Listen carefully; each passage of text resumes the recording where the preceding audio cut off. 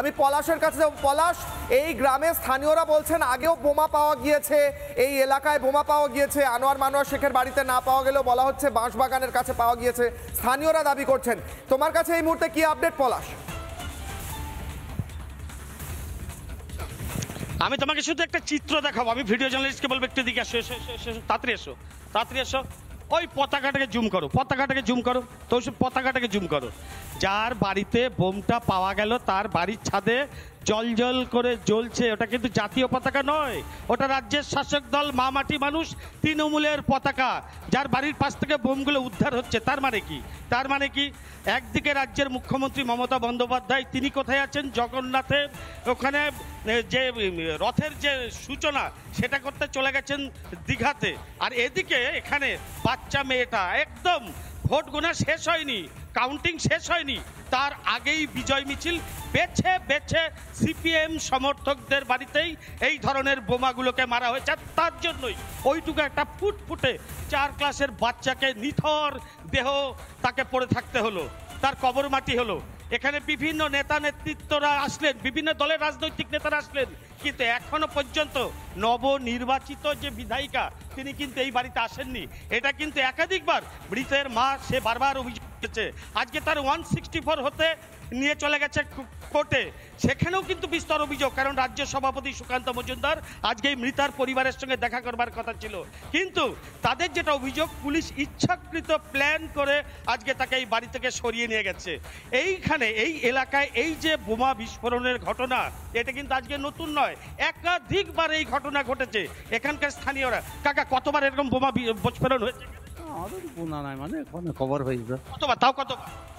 কতবার বলা যায় যে তাও মোটামুটি 1 বার 2 বার 5 বার 2-4 বার হয়েছে, 2-4 বার 5 বার হয়েছে। তাহলে নির্বাচন চলাকালীন এই ধরনের স্পর্শকাতর এলাকাগুলোতে যেটা আজকে বোম সার্চ করা হচ্ছে, এই সার্চিংটা আগে কেন করা হলো না? রাজ্যের সাধারণ মানুষের একটাই প্রশ্ন, ভোট আসলেই কি সাধারণ মানুষের রক্তে কি হোলি খেলা হবে?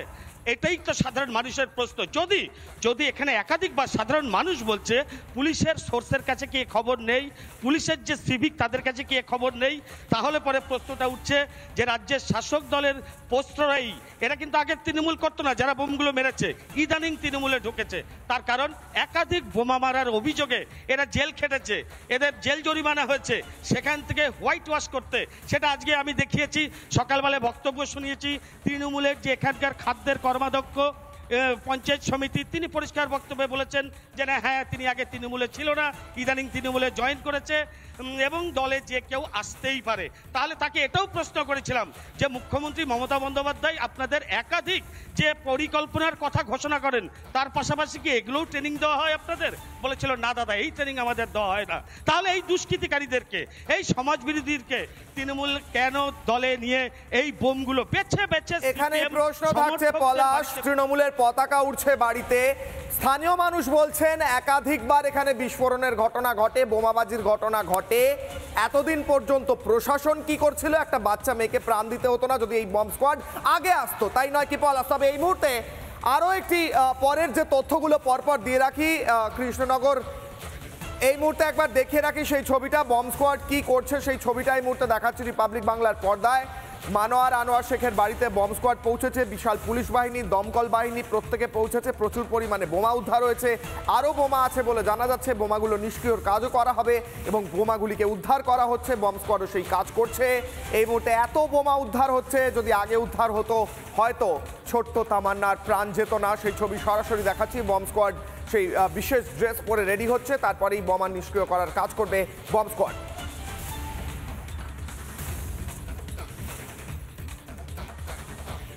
ঠিক বাড়ির সামনে যে বাড়িটায় বোমা উদ্ধার হয়েছে তার সামনে আমরা দেখতে পাচ্ছি পুলিশ আধিকারিকরা উপস্থিত রয়েছেন, বম্ব স্কোয়াড উপস্থিত রয়েছে, দমকল উপস্থিত রয়েছে, এরা কাজ করছেন বোমা উদ্ধারের। প্রশাসনের লোকেরা এসেছেন, কিন্তু আর কয়েকদিন আগে এলে স্যার আপনারা, তাহলে তো তামান্নার প্রাণ দিতে হতো না, তাহলে হয়তো ছোট্ট ফুটফুটে মেয়েটার প্রাণ বেঁচে যেত।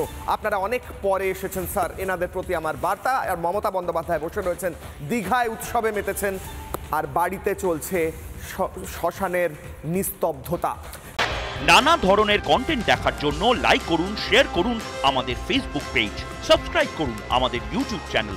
পাশাপাশি অন্যান্য ব্রেকিং নিউজের জন্য অবশ্যই চোখ রাখুন রিপাবলিক বাংলায়।